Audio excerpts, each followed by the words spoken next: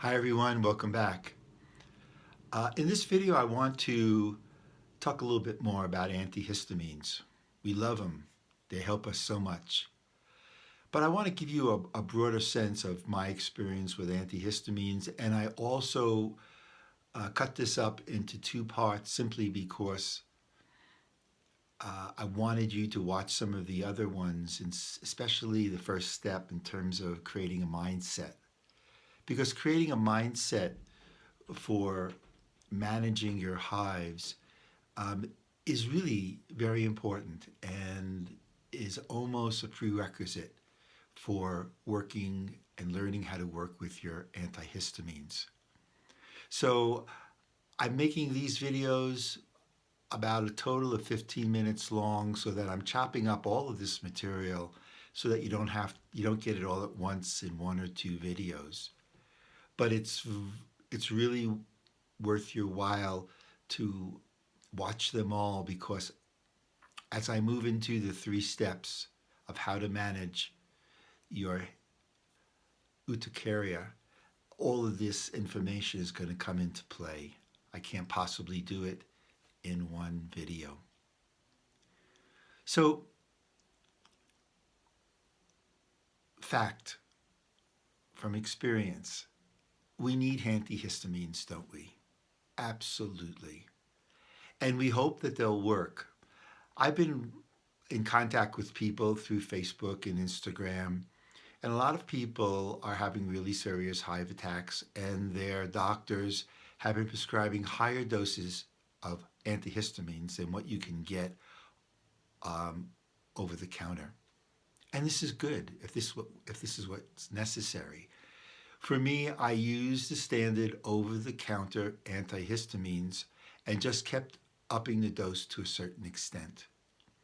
But one of the things that I read about and was suggested by doctors was to go on a regular regimen of antihistamines, which meant whether you had a hive or not, take the histamines every day, and this way it will prevent you from having any.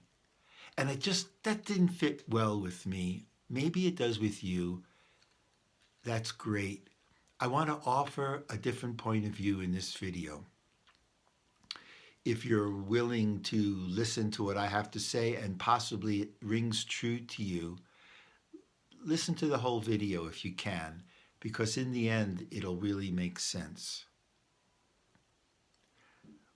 Having the advantage coming from the point of view that I didn't want to take antihistamines on a regular basis, I didn't know then that that decision would really serve me very well. Because what would happen is I would take them when I needed them. And what I was able to discern from that was that sometimes the hives lasted a little while. Sometimes the hives took a break for a couple of days, but I wouldn't have known that if I was on the antihistamines every day, no matter what. So you take it regularly. So you don't know, in that case, what's causing the hives. So when we decide to do that, what have we really decided to do? And I'm not making a judgment about it, guys. We've got to do what we've got to do to get out of this pain that sucks, this barbaric pain. So this is just a suggestion. And if you haven't turned the video off yet, then maybe you want to listen a little. You're thinking that maybe I have something important to say or worthwhile for you.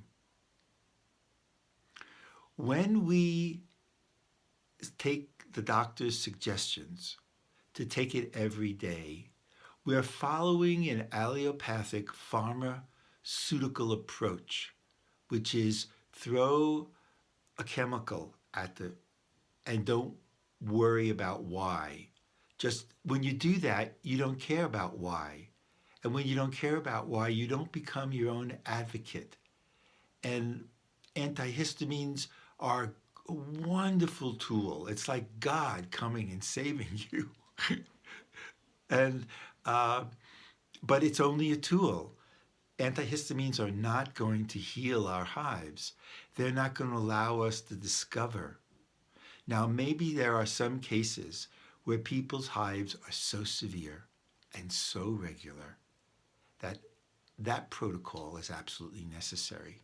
Hey, I understand. However, taking them as needed only gives you maybe 30 or 45 minutes of pain, all right, until they kick in. Maybe for some of you it's sooner.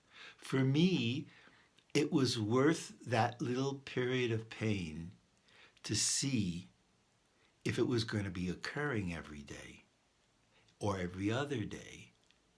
And then, because I knew when it occurred, I could now track what I was doing, what I was eating, what was happening emotionally, physically to me. If I took it every day, I was just nowhere. There's nothing I could do. I was happy that they weren't there, but no better off in this idiopathic, unknown, yes, idiotic thing where, well, what do I do now, doctor? Well, if it gets worse, let's get you on some steroids, or let's get those shots. For me, I don't know how about you, but for me, that just wasn't good enough. I needed to know, I needed to be in control. For you control freaks out there, for you A-type personalities, I know you'll know what I'm talking about. Because when we go, if you if you watch the video on mindset, what you'll understand now is that when we go into fear and we don't understand why our hives are coming, we think they're just coming because maybe we did something bad in our lifetime, or it's bad karma, or whatever.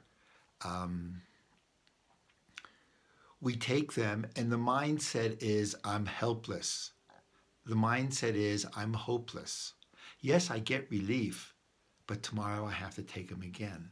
Tomorrow the hives will return, or the next day, or the next week, or the next month. Or that poor guy that I was in touch with after 8 years, they came back once again. So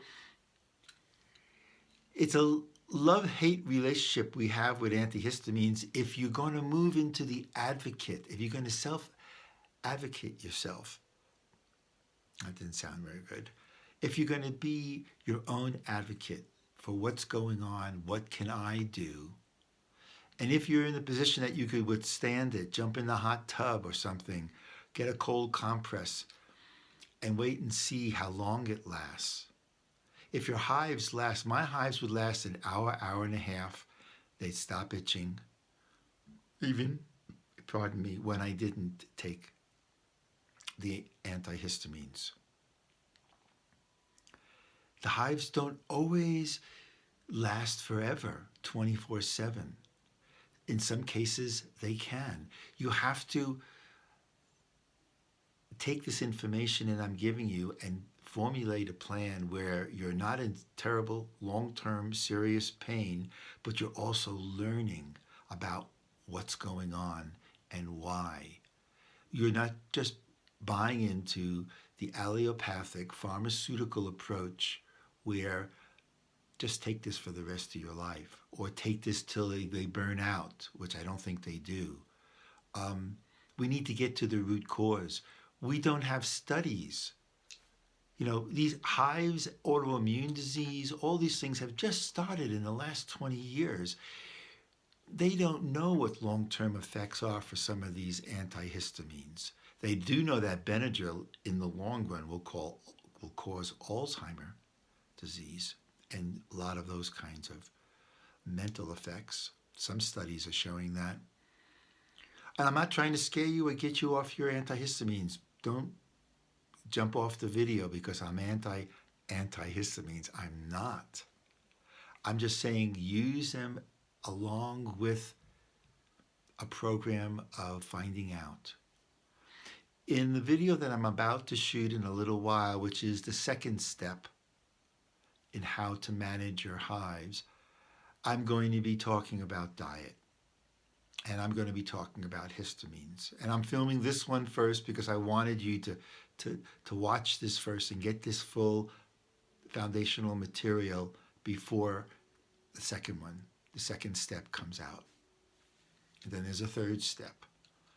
So that's it, guys, really, about histamines. Antihistamines. I just wanted to encourage you to look and see. If you develop a secondary approach, a secondary alternative to antihistamines like cold compresses, cold bath, hot bath, where you can actually manipulate it, because it's not rocket science, guys.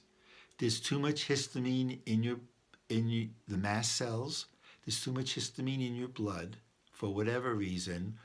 Check out step 2 in managing your hives. There's too much histamine in your blood, and when I dunk myself in a hot bath, those histamines from the nature of the hot water are pulled out of my derma, out of my skin, and I get relief immediately. Being able to do that has saved me bottles of Zyrtec or Allegra. You have to do what's right for you, but I'm encouraging you to find out more, to be experimental, to take an action like this in a direction that will give you more security about what's going on and give you a feeling of more control. All right? All right then. As always, please remember I'm not a doctor. I'm just a hive sufferer like you. I hardly suffer much anymore, but I know what it feels like.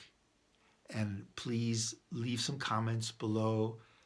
Subscribe, support me to help support other people. And your questions are very valuable. A lot of my videos are being, you guys are my muses. When you go on to Instagram, when you go on to Facebook and you share your experiences, I'm reading and responding when and as much as I can. And it's food for thought for me to deliver a message of hope, a message that it can be done. I'm living proof of it, and I don't think I'm any different than anyone else. But it was a long road, and it wasn't always that easy. But do we want it to be easy, or do we want it to be right and complete? Anyway, that's it for now. Take care, be well, stay safe, and remember, you're not alone. I know I keep saying that, but I wish there was someone who said that to me. I could go online and hear that when I'm sitting in a hot tub or when I'm burning up like a match. You know what I'm talking about. So I'm going to be redundant here. Take care. Until the next time.